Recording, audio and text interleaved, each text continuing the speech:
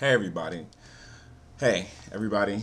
Um, so there's been a few events that have actually brought me to make this video.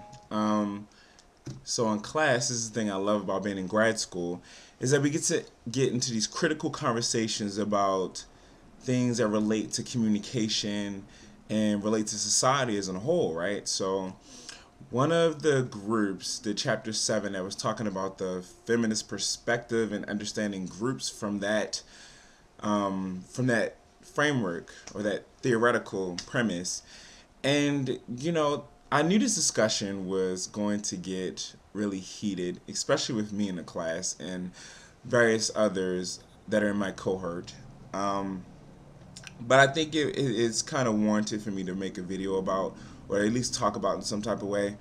Um, because I think that a lot of people are very misinformed or not really well read about systems of patriarchy and how they influence our lives in so many ways. Now, I'm not going to argue that patriarchy is the root of all of social inequality and injustice and oppression, because I think that's just not realistic. I think that it influences a lot of those systems just like white supremacy does.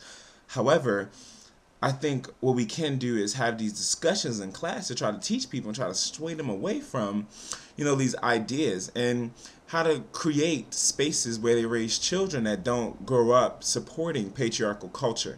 Now, I think what I need to do is to first define what I mean by patriarchy, because a lot of people don't know what that is because it's not a term that's used on a daily basis. Now, patriarchy is a political social system that insists that males are inherently superior and dominating over everything that is deemed weaker, especially females, nature, animals, other men that are perceived weak, and children.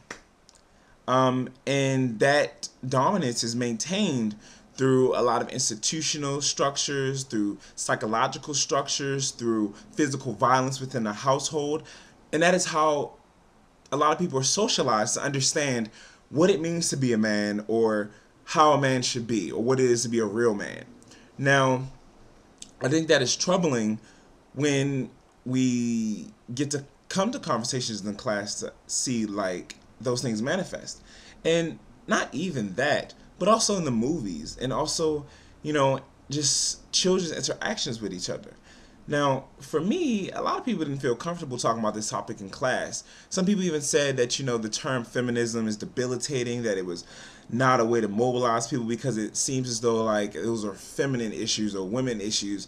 And I question why that is, because you think and you've been socialized that women and the idea of being feminine is bad, and that, these misogynistic tendencies have been ones that have created our society to keep women on the lower side of domination.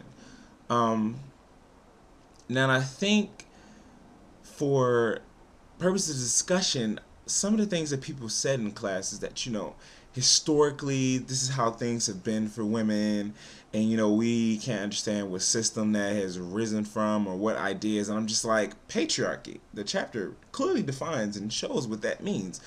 I mean, in a world where women are still paid less, you know, the way men are raised, the way boys are raised to be a certain way, because I know, I was raised, in a way that was definitely in support of patriarchal culture. I never came into understanding a lot of these ideas of patriarchy until later on in life, and to really analyze them. And I think Bell Hooks was one of the authors that really helped me understand this. And it's like women, even if they are single mothers, they still embrace a lot of the psychological tenets of patriarchal dominance and power. And I know this is a little bit of me disclosing a lot, but, this maternal sadism where, women cut off a lot of their emotional feelings for their children in order to embrace a way to bring them into this order of masculinity is something that happens. And I can say from 13 on up, I felt that. And I understood that. My mother, she didn't want me to kind of grow up to be a certain way, to take on characteristics that might have been seen feminine.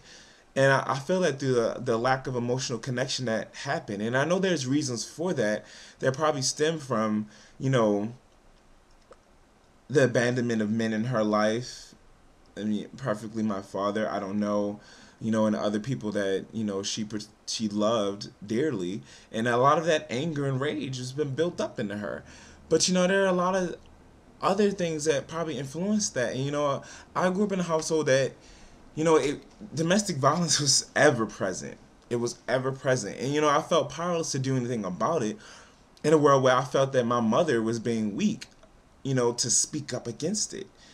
And I know I'm probably outing her here, but I mean, there's just some things that need to be talked about and discussed, because a lot of times in the black community, we want to, uphold this idea that we shouldn't tell on our men, we shouldn't snitch, or we shouldn't do things that are expose them to the unjust criminal system.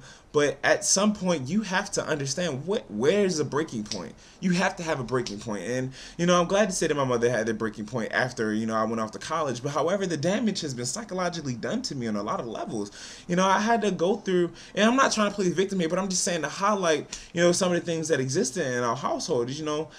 My stepfather routinely called me a faggot. He routinely did things that, he hit my mother, pulled her hair, did all types of things that were just terrible and that no woman should ever have to go through. But I think those things become okay in a world where we support patriarchal culture and we try to overlook those things because we're in love with somebody. And I think that you shouldn't. It's really sad. And that's why this discussion in class was really heartfelt for me, because I lived and understood and saw how these things were perpetuated in my household and even in my family. Because my grandfather and my grandmother had that same type of relationship that existed when my mother was growing up. So it isn't sometimes psychologically absent to say that that's kind of a cycle that happened when she became a mother and when she got into relationships. But I think that these things need to be resolved in some way. I think that the media, especially movies, has a way to perpetuate this idea of masculinity and how people should act and how men should act in a way. And that the only emotion that is positive, that patriarchy values, is anger. Real men get angry. Real men get upset. Real men are assertive. And I think that is problematic. And I saw this at the Tyler Perry movie. Big Happy Family, I think that's the name of it. And I had the luxury of seeing this with my roommate and also in a crowd full of a lot of black people. And to see their responses to a lot of the interactions that the women were having with the men in the movie. Now, I understand that at a point in your relationship when there are women who are, ever dominating or taking on those type of attributes, men feel emasculated within that. And I think that the crowd really portrayed, to say that these men should stand up and fight back against their women, and that they should reclaim their anger and say basically fuck those women and assert and put their foot down. But I don't necessarily think that's how household should be ran. I think that we should step away from this dominating culture or dominated culture that is perpetuated by patriarchy and look at one that is more on a mutual sense, and to understand why a lot of these women are angry. Now, I get that at the end of the Tyler Perry movie, some things were brought out about molestation and rape, and but that was never really resolved. It was talked about in a way that was so separate and so comical that a lot of people didn't walk away with understanding the lesson that was embedded within that. Now I think there's probably going to be a part 2 to this video, but because this is just an introductory of some of the things that have been going through my head about this. But I think we've tricked women into thinking that patriarchy is okay, and that psychologically the men are the ones that should be in a superior role. And this is a lot of stem from religion and the Bible, and Adam and Eve, and how women were seen as the second. And I think that those things have fundamentally crafted an epistemology that teaches us that women are inferior in a way. And it's really sad that women have even taken on those bodily traits and that understanding. And this is why I really appreciate people like Music Soul Child, who brought out a song called Teach Me How to Love, because a lot of men are not taught how to love. And I don't think we can change men if we don't have a blueprint for change, if there's no blueprint for that, men can't love. They're not taught the art of loving, because we cannot feel what we cannot heal what we can't feel.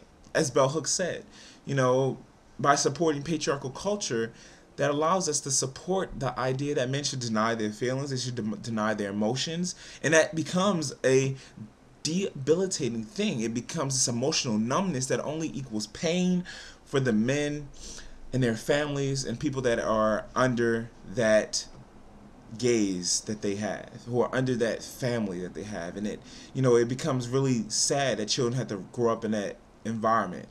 But this has just only been part one. I've been rambling on already too far, so I'm just gonna create part two in a second, probably a little later. But those are just some things I want to get feedback on from y'all. Peace.